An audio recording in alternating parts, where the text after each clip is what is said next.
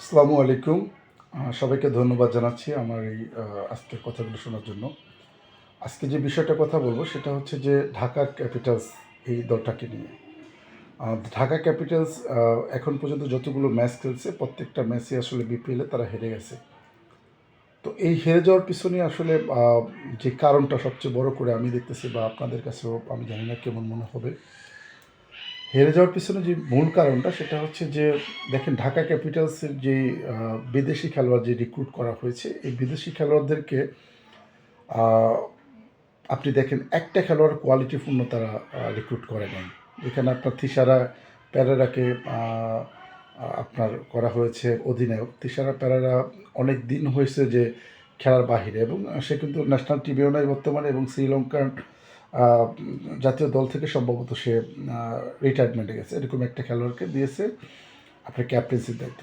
দ্বিতীয় যে কথাটা সেটা হচ্ছে যে ক্যাপ্টেন্সির পরে আপনি দেখেন যে জ্যাসন রয়কে তারা রিক্রুট করেছে সর্বশেষ। জ্যাসন রয় হচ্ছে ইংল্যান্ড দলের থেকে কিন্তু বিদায় মানে সেও কিন্তু রিটায়ারমেন্ট প্লেয়ার এবং তার কোনো পারফরমেন্স নেই, সে কোনো বিদেশি লিগ খেলে না। এছাড়া রঞ্জন একটা খেলোয়াড় আছে যে ইন্ডিয়ান প্রিমিয়ার লিগে ইন্ডিয়ার হয়ে ইন্ডিয়ান প্রিমিয়ার লিগে খেলছিল, সে ইন্ডিয়ান নাগরিক তো ছিল এক সময়, এখন সে আমেরিকান লিগ খেলতেছে, তারও কোনো ওরকম নেই। আর হচ্ছে ফারমিনুল্লাহ শাফি নামে একজন আফগানিস্তানি খেলোয়াড়, যাকে আমি এর আগে কখনোই নামই শুনিনি। তারপরে হচ্ছে সামারা কুনকে নিচে, চতুরঙ্গা ডিসিলভাকে নিচে। এই যে খেলোয়াড়দেরকে তারা রিক্রুট করছে, যে খেলোয়াড়গুলো আসলে ইন্টারন্যাশনাল লেভেল থেকে শুরু করে বাংলা মানে পৃথিবীর কোনো ফ্রান্সাইসিস লিগগুলোতে এইগুলো খেলোয়াড়কে এখন বর্তমান চাহিদা নাই, সেই প্লেয়ারদেরকে ঢাকা ক্যাপিটালস রিক্রুট করছে। নাম্বার টু আসি, দেখেন ঢাকা ক্যাপিটালস এমন একটা দল করছে যারা হচ্ছে কোনো আসলে তাদের জেনুইন যে বোলার, এই বোলিং সাইডটা একমাত্র মুস্তাফিজুর রহমানকে বাদে আর কোনো বোলার তারা নেয়নি। আবু জায়েদ রাহি, যার বর্তমান সময়ে আপনি একটা পেস একটা ইফেক্টিভ জায়গা, যে সারা বাংলা পৃথিবীতে দেখবেন যে যারা যা পেস এক্সেলেশন করতে পারে সেই খেলোয়াড়দেরকে অনেক ভ্যালুয়েট করা হচ্ছে। তো ঢাকা ক্যাপিটাল আবু জায়েদ রাহিকে নেওয়া হয়েছে, যার বোলিং সর্বোচ্চ গতি হচ্ছে 125 থেকে 126 কিলোমিটার বেগে। এরপরে মুস্তাফিজ অত বেশি পেস ক্রিয়েট করতে পারে না, জেনারেট করতে পারে না, সে কিন্তু 130, 132, 134 এর মধ্যে তাকে বর্তমান সময় সে বল করছে ভাই, বিপিএলে তাকে যদি দেখা যাচ্ছে এই লেভেলে বল করছে।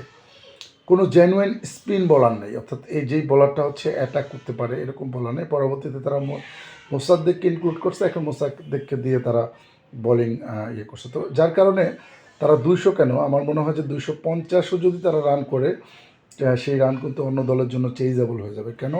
কারণ হচ্ছে তাদের কোনো বোলার নাই। মুকিদুল ইসলাম মুগ্ধকে তারা নিছে। এই মুকিদুল ইসলাম মুগ্ধর একদম পারফরমেন্স নেই, এনসিএলে তার পারফরমেন্স দেখলে যাতা অবস্থা। এর আগেও আমি একটা জিনিস বলেছিলাম, সেটা হচ্ছে যে তারা কিন্তু আরেকজন খেলোয়াড়কে রিক্রুট করছে, সেটা হচ্ছে আলাউদ্দিন বাবু।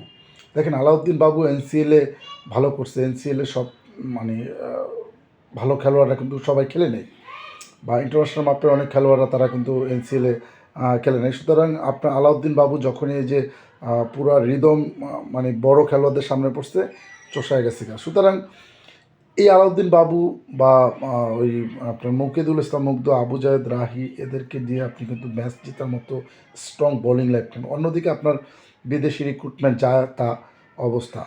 সুতরাং দেখেন 193-94 রান করে যদি আপনি যদি ডিফিট করতে না পারেন, অর্থাৎ কোনো ধরনের কোনো প্রতিযোগিতা তৈরি না করতে পারেন, তার মানে আপনার দলের যে বোলিং লাইন আপ সেটাকে বুঝতে হবে কোন পর্যায়ে আছে।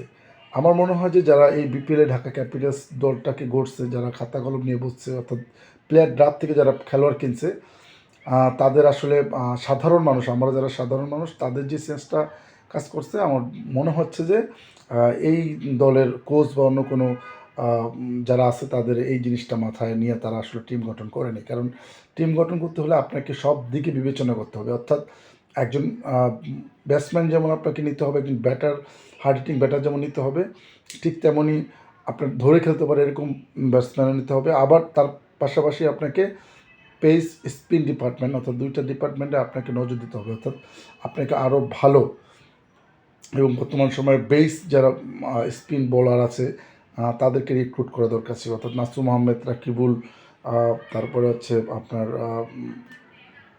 আলিসাল ইসলাম থেকে শুরু করে যারাই আসলে বোলিংয়ে বর্তমান দিচ্ছে, লিড করছে, তাদেরকে আপনি রাখেন নাই। কোনো ইয়াং বোলারকে আপনি এই দলে রাখেন নাই। বিশেষ করে আমি বলবো যে এই ঢাকা এবং সিলেট দুইটা দলেই কিন্তু বোলিং লাইন আপ একদম বাজে অবস্থা।